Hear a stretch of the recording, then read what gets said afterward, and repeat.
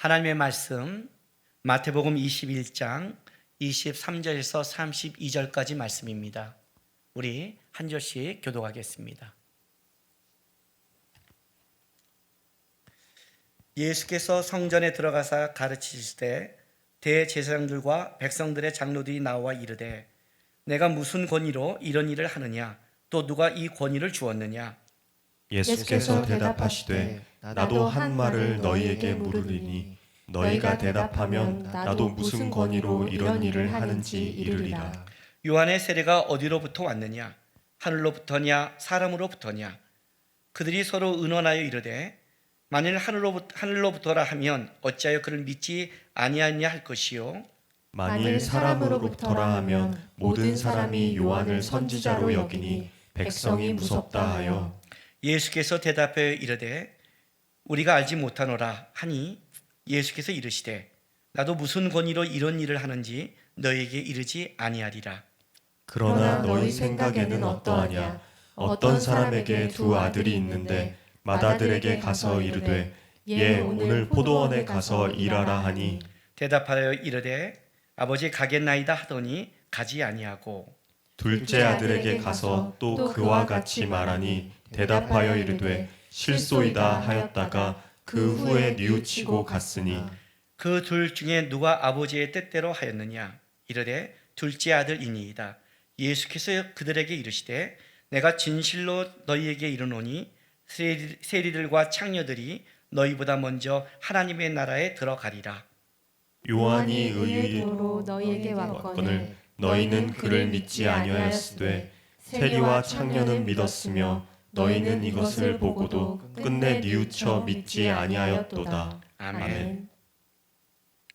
이제 오늘 우리가 읽은 이 본문, 이 말씀 마태복음 21장 23절부터 이제 마태복음 26장 16절까지, 그러니까 23, 24, 25, 26장까지 하는 긴 이 몇 가지의 말씀은 예수님께서 고난주간 화요일에 했던 말씀입니다.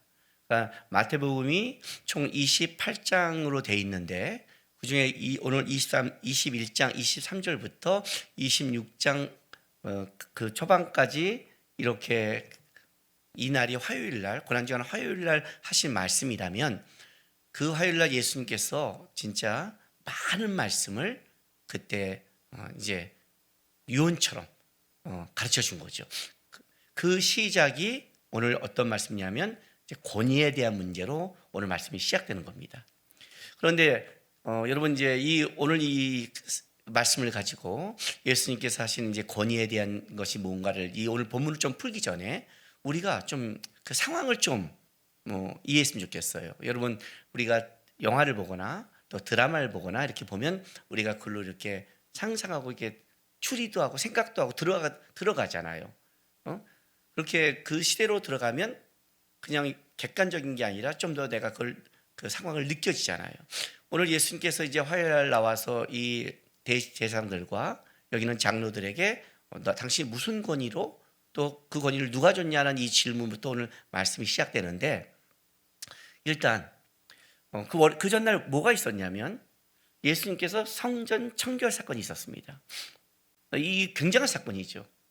6월절 날 예수님이 오셔서 성전을 엎어버렸으니 이건 뭐 어마어마한 그 당시에 쇼킹이죠. 지금 시대로 본다면 아마 뉴스에 제 첫 번째로 나올 만한 사건이 이 사건인 거예요.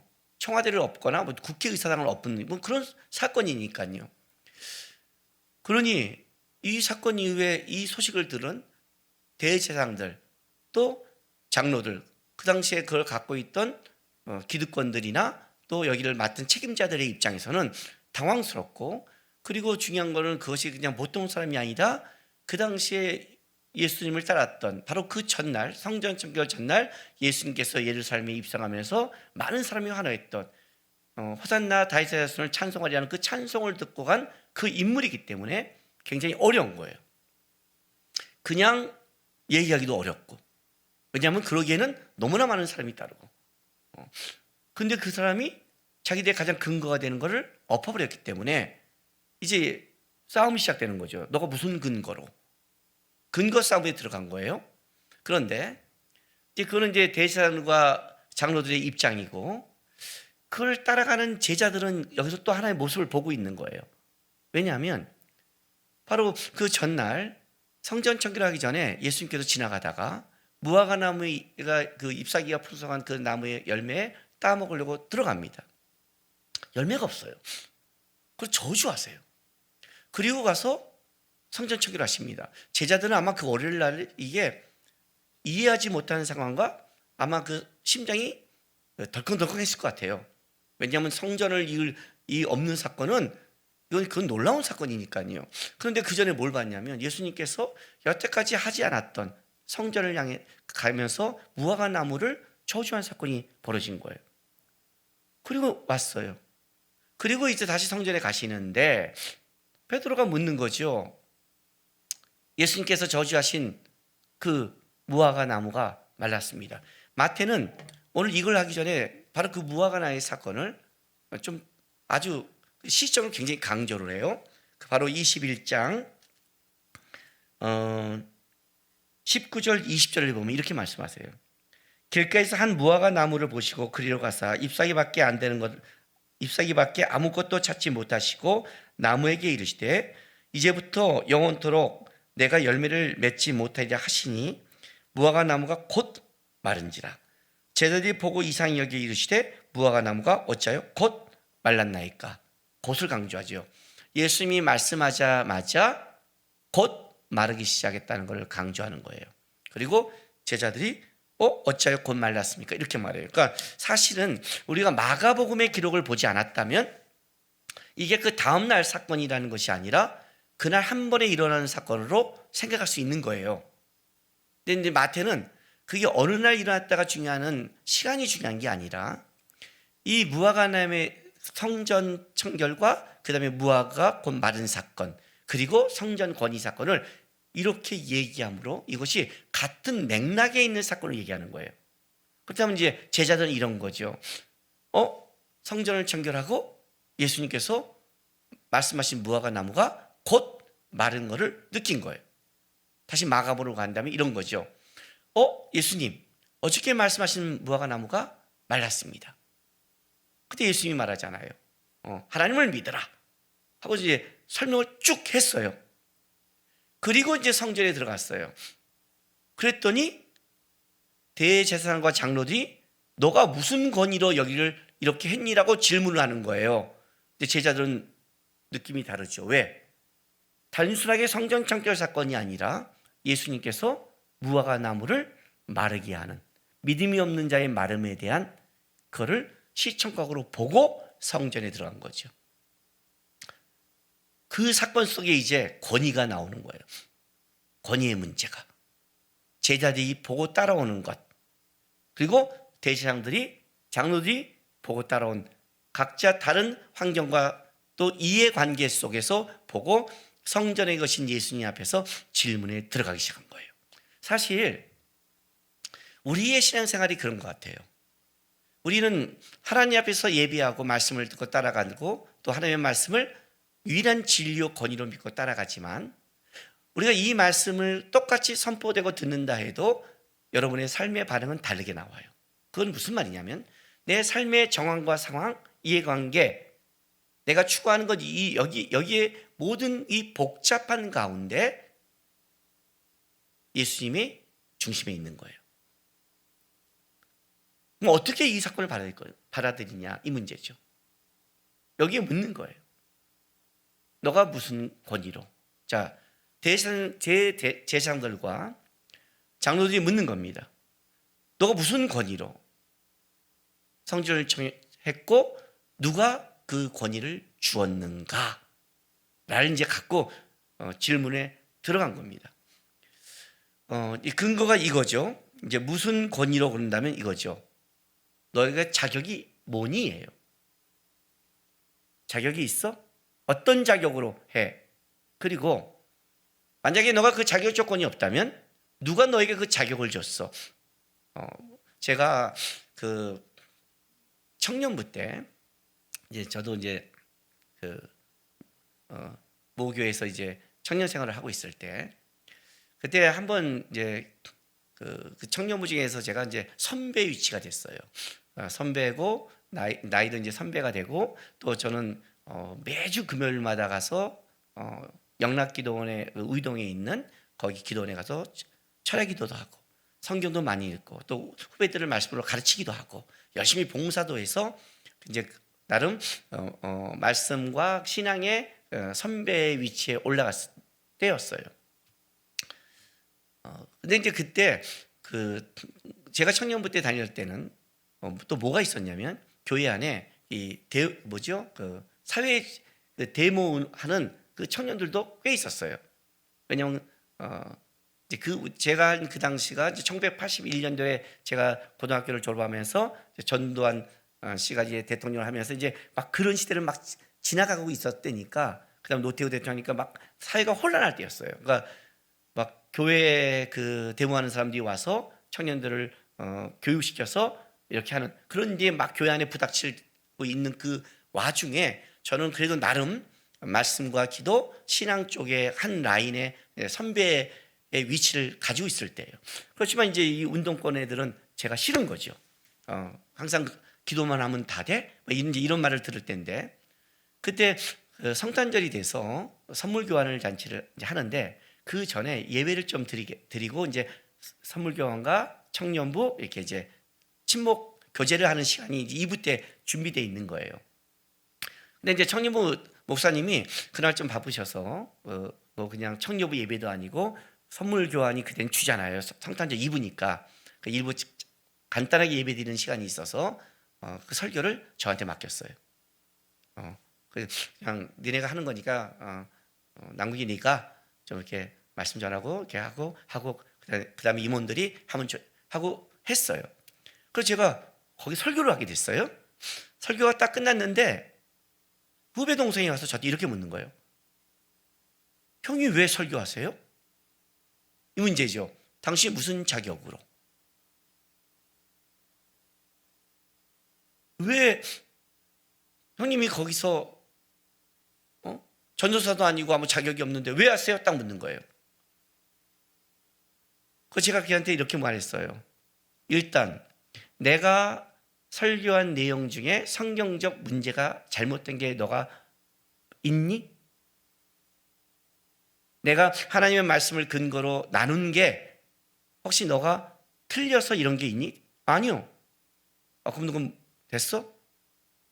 그게 중요한 게 형이 왜 해요? 부목사님이 오늘 이래서 나한테 하라고 했어.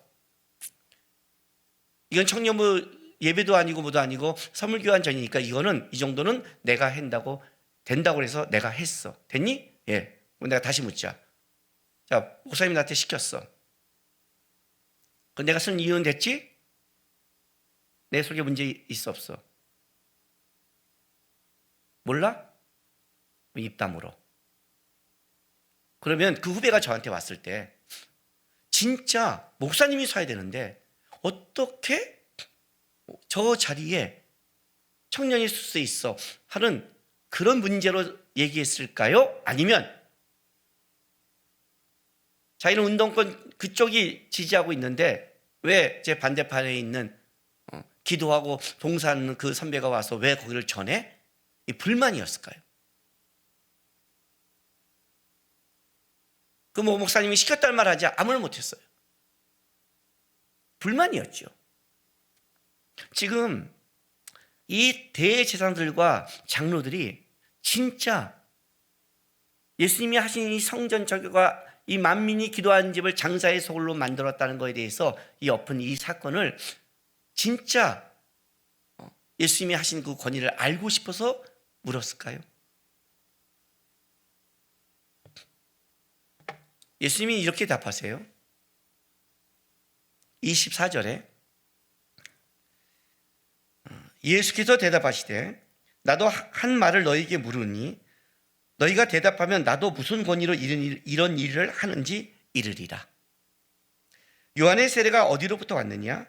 하늘로부터냐? 사람으로부터냐? 라고 물었어요. 그랬더니 그들이 이렇게 말을 해요. 보세요. 그들이 서로 의논하여 이르되 만일 하늘로부터라 하면 어찌하여 그를 믿지 아니하였느냐 할 것이요 만일 사람으로부터라 하면 모든 사람이 요한을 선지자로 여기니 백성이 무섭다 하여 예수께 대답하여 이르되 우리가 알지 못하노라 하니 예수께서 이르시되 나도 무슨 권위로 이런 일을 하는지 너에게 이르지 아니하리라. 이렇게 대답한 거예요. 자, 이거죠. 예수님께서 그래? 그럼 나도 너에게 하나 물어볼게. 세례 요한은 무슨 권위니? 하늘이 준 권위니? 그래서 이제 하늘이라는 것은 유대인들의 표현을 본다면 그냥 하늘이 아니라 하나님이 준 권위를 얘기하는 거예요. 유대인의 표현에서는 그러니까 하나님이라는 표현을 경외하기 때문에 잘 안 쓰고 은유적으로 표현할 때가 있어요. 그래서 이제 하늘의 권위 이런 거는 사실은 하나님이 주신 권위라고 이렇게 같은 뉘앙스예요. 그러니까 하나님이 준 거니 아니면 하나님이 준 게 아니니 사람이 준 거니 땅에서 왔니 딱 물으는 거예요. 근데 대답하는데 세례 요한이 하늘로부터라 하면 어떤 입을 얻어요? 세례 요한이 예수님을 증언해 줬잖아요. 보라 세상 죄를 지고는 하나님의 어린 양이로다 했잖아요. 그러니 세례 요한을 인정하면 예수님의 어느 부분을 인정해야 되니까 그건 싫어요. 그렇다고 세례 요한이 아니야 그러면 이건 심각해져. 왜? 많은 사람들이 지금 어떻게 돼요? 세례 요한을 선지자로 여기고 있거든요. 무섭다 그러잖아요. 무섭다. 사실 이 사람들은요 하나님이 무서운 자가 아니라 사람이 무서운 자, 세상이 무서운 자들이죠. 실제. 그러니까 여기서 이제 드러나니까 어떻게 해요? 묘한 표현을 썼어요. 나 모른다. 그래서 예수님이 이렇게 대답해요. 그래? 그럼 나도 너에게 대답 안 해. 라고 끝났어요. 이제 우리가 이제 이 표현을 보면 예수님 참 지혜로우시다. 역시 말싸움은 예수님 못 이긴다. 역시 어디 건방지게 예수님께 말싸움을 걸어. 그냥 탁 말하니까 선문단처럼 탁 얘기하고 끝내버렸구나.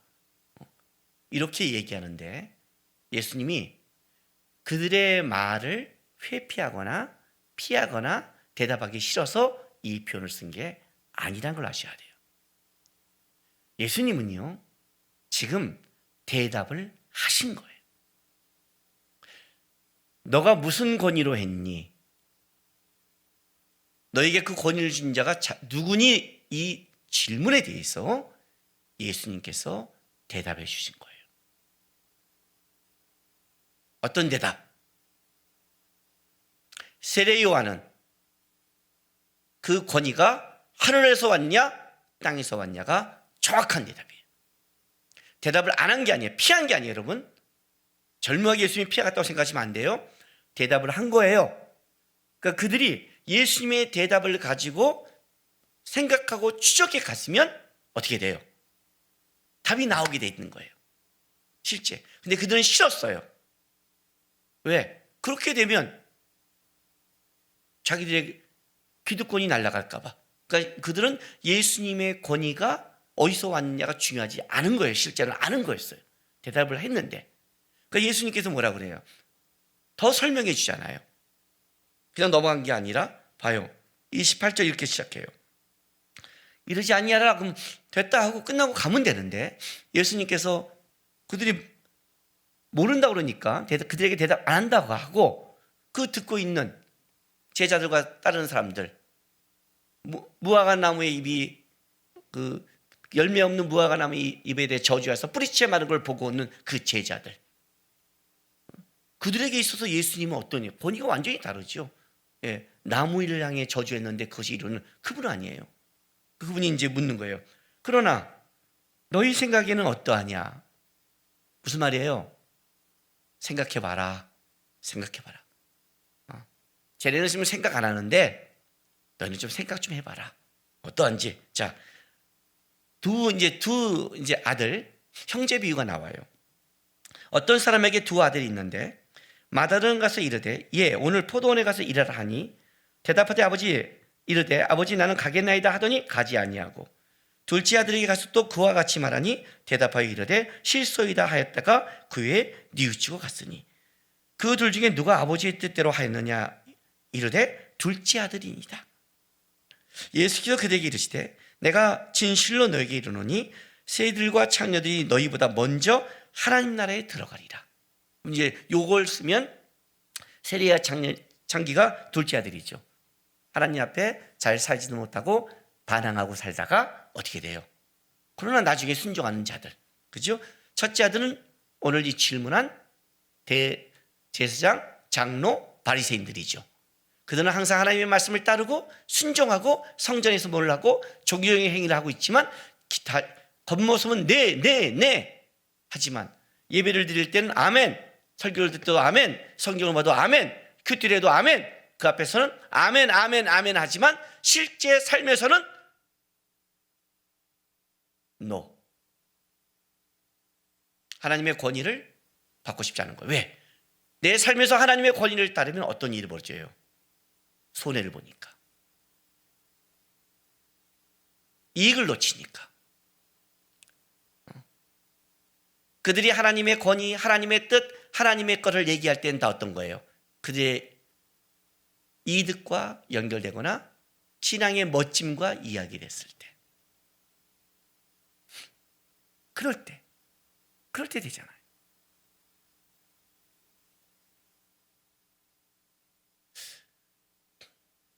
교회에서나 노예에서나 이 속에서 우리가 어떤 거를 얘기할 때 법을 지키는 것은 굉장히 중요해요.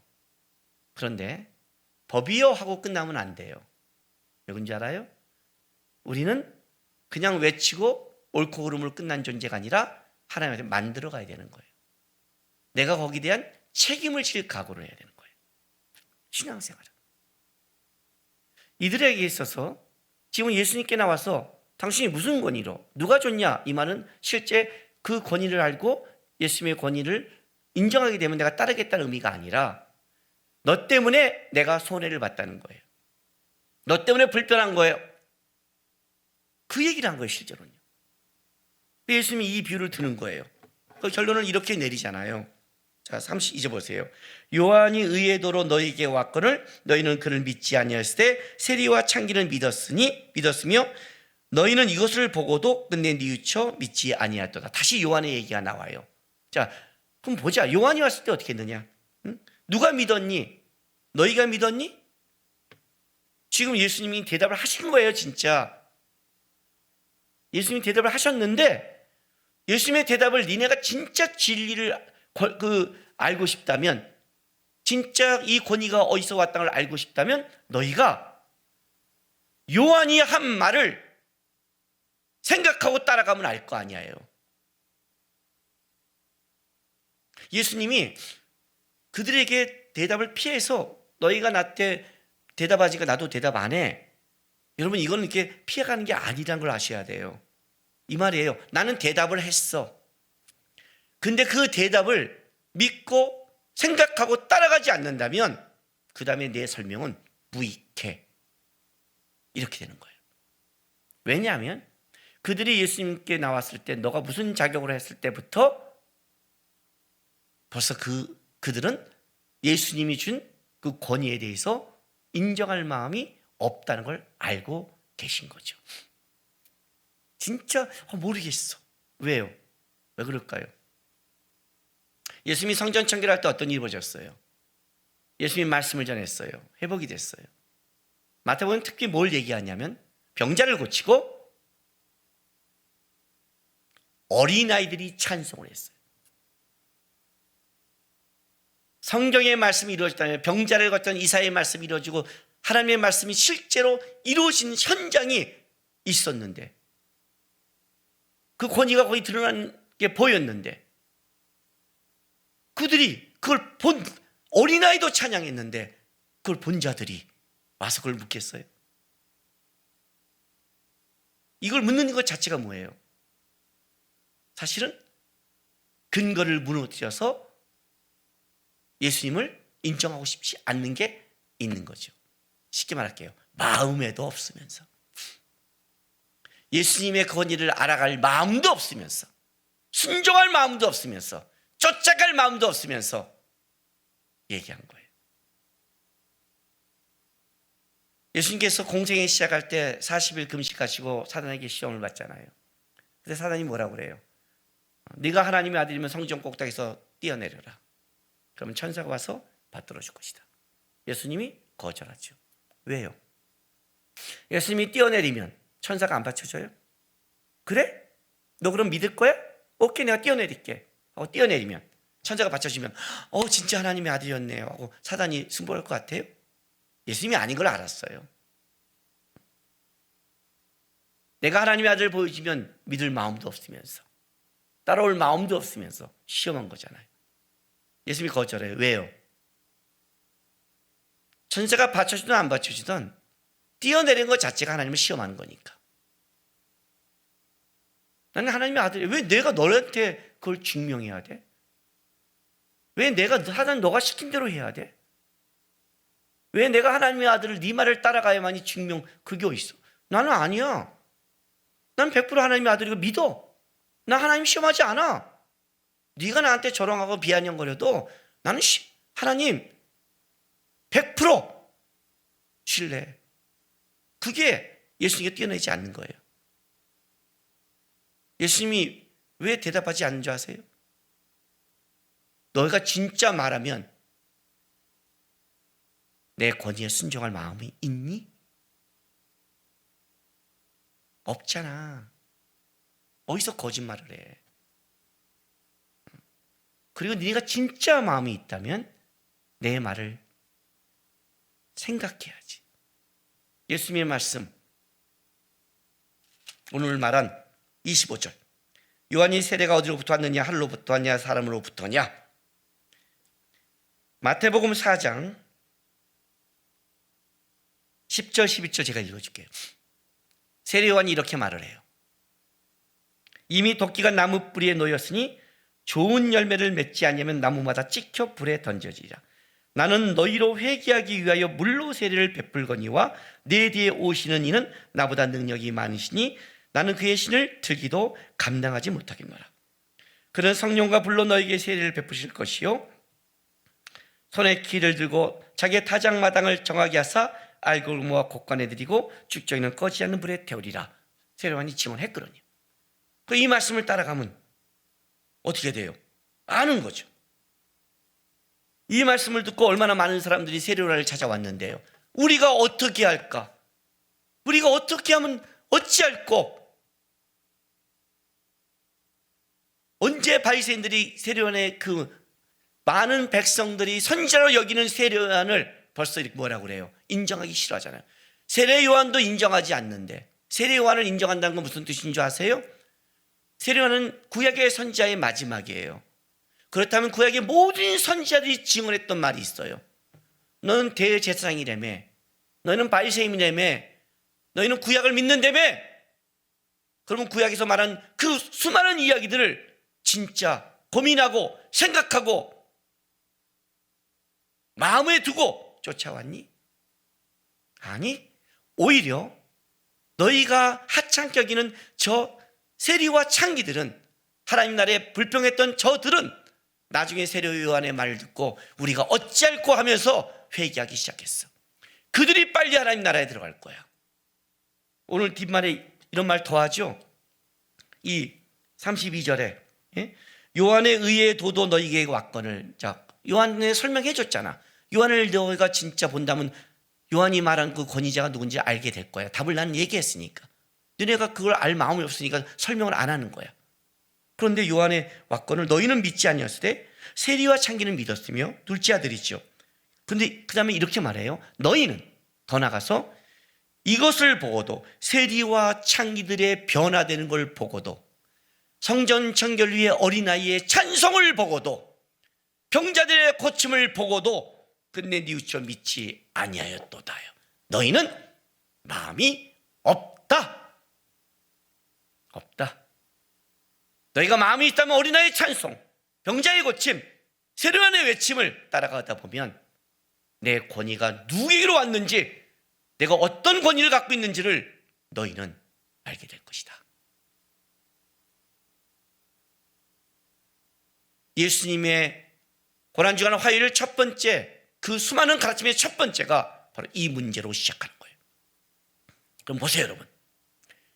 이제부터 26장까지 마태복음 쭉 얘기가 돼요. 24장에 가면 말세 얘기가 나오고 25장에 보면 말세를 이겨가는 비유에 대해서 성경은 계속 얘기하고 나올 거예요. 그런데 한번 봅시다. 예수님이 수많은 말을 얘기하는데 이 권위에 대해서 인정하지 않는 이 사람들은 아무리 주옥 같은 예수님의 말씀이 그들에게 양약이 될까요? 도움이 될까요? 은혜가 될까요? 아니겠죠. 더 불편하고 더 화가 나고 더 분노하겠죠. 예수님의 말씀이 아무리 하나님의 말씀을 전하고 아무리 좋은 말씀을 전하며 마지막 때 이기를 전하고 준비하는 걸 다 가르쳐줘도 그 권위가 인정하지 않는데 어떻게 그것이 오겠어요? 그러나 예수님의 권위가 인정된 사람은 지금부터 이야기하는 예수님의 수많은 이야기가 그들 안에 기쁨을 주고 소망을 주고 살아갈 용기를 주며 어떠한 상황에도 희망을 줄 거 아니에요. 말씀이 중요한 게 아니라 그의 마음밥 속에 하나님을 향한 진정한 그 하나님의 권위와 하나님에 대한 말씀에 대한 인정함이 있는가, 그게 더 중요한 거죠. 왜냐하면 우리는 항상 불평을 하면 이렇게 한단 말이에요. 나는 마음이 있는데 상황이 되지 않는다. 이게 우리 공통된 다 불평이에요. 출애굽기 17장 그 얘기 아니에요. 16장 얘기. 예? 나는 가나안 땅에 갈 마음이 있는데 먹을 것이 없어 못 갑니다. 하나님이 여건을 제공하지 않습니다. 나는 열심히 신앙을 생각하는데 코로나 바이러스로 하나님이 상황을 안 좋게 만듭니다. 우리는 다 상황 다 이런 걸 얘기하는 거예요. 근데 만나를 줬더니 어떻게 돼요? 말씀 안 어기잖아요. 제가 항상 하는 말이 코로나 바이러스가 지나가면 더 잘 섬겨요? 내 삶에 문제가 없으면 더 잘 섬겨요? 아니에요, 여러분. 마음이 없으면 어떻게 하나님이 인도해 줘도 안 돼요.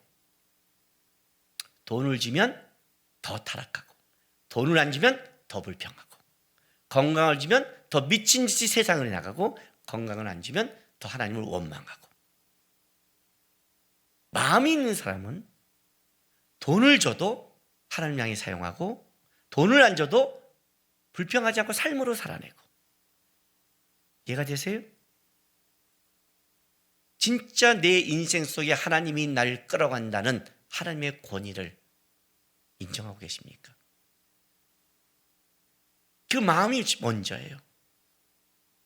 그렇다면 이렇게 되는 거예요, 여러분. 복이 뭔지 아세요? 하나님의 말씀이 없었고 있고의 문제가 아니에요, 여러분. 그 권위가 내 마음에 인정되는 게 복이에요. 그게 인정되지 않는 사람은 그 다음에 수많은 예수님의 말씀이 복이 아니라 화가 되고요. 이 권위를 인정한 사람들은 하나님의 은혜와 기쁨을 누릴 수 있는 복이 되는 거예요. 하나님의 권위를 인정한다. 그 마음이 있다. 그게 복받은 자예요. 제가 오늘 이 설교 제목을 정해서 고민을 많이 했어요. 지난주 설교 제목이 최고의 저주예요. 오늘은 최고의 은혜라고 하고 싶었어요. 최고의 은혜가 뭐냐? 근데 그 제목을 바꾼 이유가 뭐냐면 아무리 최고의 은혜를 베풀어도 은혜가 안 되는, 은혜가 은혜되는 방법은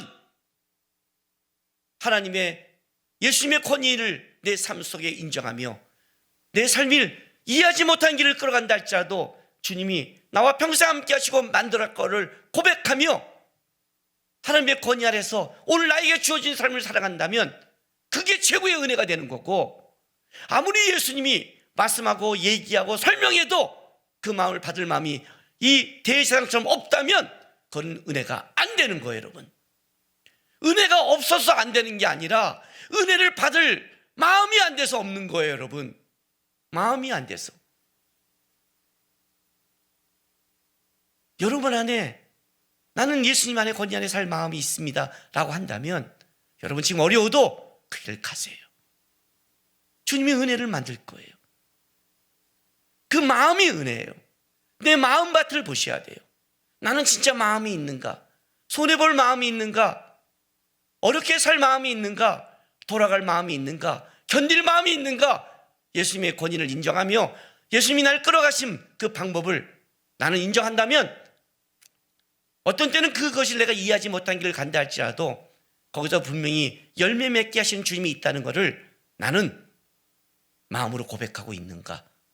그 사람 벌써 은혜 받은 사람이요, 나중에 그 은혜를 경험하고 보이고 무화과 잎사귀처럼 잎사귀만 많이 있다가 뿌리채 말라버리는 자가 아니라 그는 생명의 열매를 맺고 은혜를 누리며 어디 가도 하나님의 권위 아래 예수 믿는 사람처럼 살아갈 수 있는 거예요. 저는 지금의 기독교가 욕을 먹는 것은 우리가 예수님의 말씀과 권위 아래 승복하지 않는다고 생각합니다. 여러분, 마땅히 우리 교회가 기독교인이 어떤 때 정부가 하는 것에 잘못했을 때는 소리를 내야 되는 것도 맞고 우리의 것을 건의해야 되는 것도 많습니다. 그러나 기독교인은 기독교인다워야 됩니다. 하나님의 권위를 두려워하고 세상 정치가 교회를 흔들 수 없다는 여유와 배짱을 가지고 무례하지 않고 당당하되 따뜻하게 얘기하면서 하나님이 우리에게 주실 은혜를 생각하며 살아가는 그런 모습을 드러내려면, 하나님이 나를 사랑하고 끌어간다면 세상이 나를 어떻게 할 수 없어. 그 마음을 가지고 세상을 향해서 우리가 베풀고 기다려주고 같이 가주고 도와주고 할 수 있는 거예요.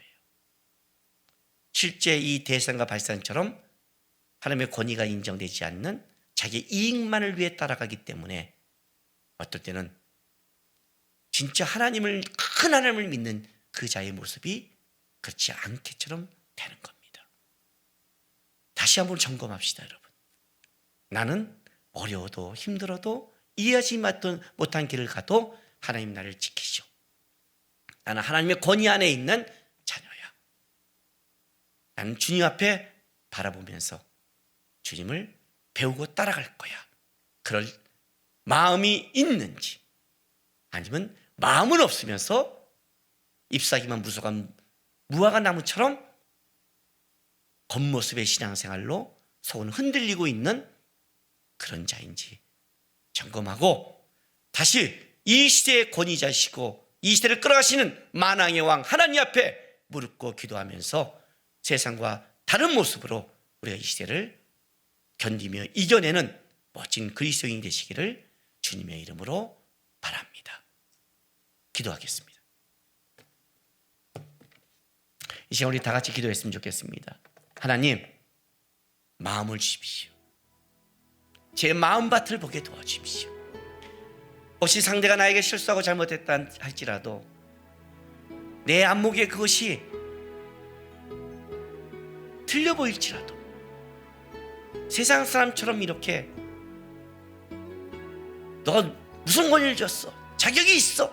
이렇게 묻는 자가 아니라 진짜 그를 찾아가고 하나님의 마음으로 닮아갈 수 있는, 하나님의 마음으로 보고 하나님의 마음으로 보여줄 수 있는, 나는 그런 마음이 진짜 하나님 앞에 있는지 아니면 내 마음이 급한지 하나님 보기에 도와주시고 주님의 마음을 배워가는, 주의 권위 안에 살아가는 그리스도인 되게 도와달라고 이 시간 다 같이 우리 기도하면서 나가겠습니다. 기도하겠습니다. 거룩하신 우리 아버지 하나님 감사합니다.